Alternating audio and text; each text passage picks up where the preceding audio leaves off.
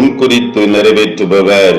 உலகிலே சில மனிதர்களை ஆண்டவர் உயர் பொறுப்புகளை கொடுத்து அழகு பார்க்கிறவர் என்பதை அறிந்து கொள்ளும்படியாய் ஆண்டவருடைய வார்த்தை நம்மோடு கூட இடைபெற்றுக் கொண்டிருக்கிறது. சிலரை அரசர்களாய், ஆளுகை செய்கிறவர்களாய், அதிகாரிகளாய், பிரபுக்களாய் ஆண்டவர் முன்குறித்து அப்படியே தெரிந்தெடுத்து பிரித்தெடுத்து ஏற்ற வேளை வரும் பொழுது அதை நிறைவேற்றி காண்பிக்கிறவர். சிலரை ஆண்டவர் உயர்த்துகிற பொழுது இந்த உலகத்தின் மனிதர்களால் அவர்களை ஏற்றுக்கொள்ள முடியாத ஒரு நிலை இருக்கலாம். ஆனால் ஆண்டவர் செய்ய நினைத்ததை எவராலும் தடை செய்ய முடியாது. என் அருமையான என் அன்பு உள்ளங்களே, சாலமோன் ராஜாவாகி சிங்காசனத்திலே அமருவான் என்பது தாவீதின் வாக்கு மட்டுமல்ல, அது ஆண்டவரால் ஏற்கனவே முடிவு செய்யப்பட்ட ஒரு காரியம் அல்லவா? தாவீது ராஜாவுக்கு நாத்தானை கொண்டு அதை ஏற்கனவே முன் அறிவித்திருந்ததை பார்க்கிறோமே. அது நிமித்தமாய் இங்கே பாருங்கள், 1 ராஜாக்களின் புத்தகம் 1 அதிகாரம் 29 வசனம் சொல்லுகிறது, பத்சேபாலை நோக்கி, உன் குமாரனாகிய சாலமோன் எனக்கு பின் அரசாண்டு அவனே என் ஸ்தானத்தில் என் சிங்காசனத்தின் மேல் வீற்றிருப்பான் என்று நான் உனக்கு இஸ்ரவேலின் தேவனாகிய கர்த்தர் மேல் ஆணையிட்டபடியே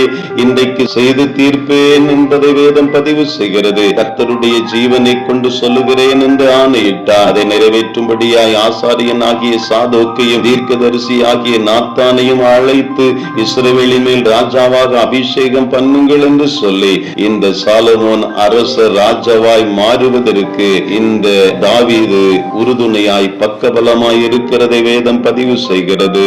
என் அருமையான என் அன்பு உள்ளங்களே, இன்றைக்கு ஒருவேளை நம்மையும் ஆண்டவர் ராஜாவாய், அதிகாரியாய், ஆளுகை செய்கிறவர்களாய் மாற்ற நினைக்கிற பொழுது அதற்கு ஒத்தாசையாய், உறுதுணையாய், பக்கபலமாய், வலக்கரம் கொடுக்கிறவர்களாய் உலகத்தில் சில மனிதர்களை ஆண்டவர் நமக்கும் ஏற்படுத்தி தர வல்லவர் என்பதை இன்றைக்கு ஆண்டவருடைய வார்த்தையின் மூலமாய் அறிந்திருக்கிறோமே. ஏற்ற காலம் வரும் வரை அவருடைய பலத்தை கைக்குள் அடங்கி இருந்து கொஞ்சத்திலே உண்மையுள்ளவர்களை அதிகாரியாய் மாற்றுகிற ஆண்டவருடைய கரத்திலே அடங்கி இருந்து ஏற்ற வேலைக்காய் காத்திருந்து அவருடைய திருக்கரத்திலே முழு இருதயத்தோடு நம்மை அர்ப்பணித்து ஆண்டவரே உம்முடைய உன்னத ஊழியத்தை நிறைவேற்றுகிற ஒரு பாத்திரமாய், இந்த உலகத்தில் நீர் எனக்கென்று கொடுக்கிற நல்ல பொறுப்புகளை நிறைவேற்றுகிற பாத்திரமாய் முழு இருதயத்தோடு என்னை நான் அர்ப்பணிக்கிறேன் என்று சொல்லி ஆண்டவருடைய பாதத்திலே அர்ப்பணிக்கிற ஒரு இருதயத்தை ஆண்டவர் தேடிக்கொண்டிருக்கிறார். அவர் ராஜாக்களை தள்ளி ராஜாக்களை ஏற்படுத்துகிறவர் அல்லவா?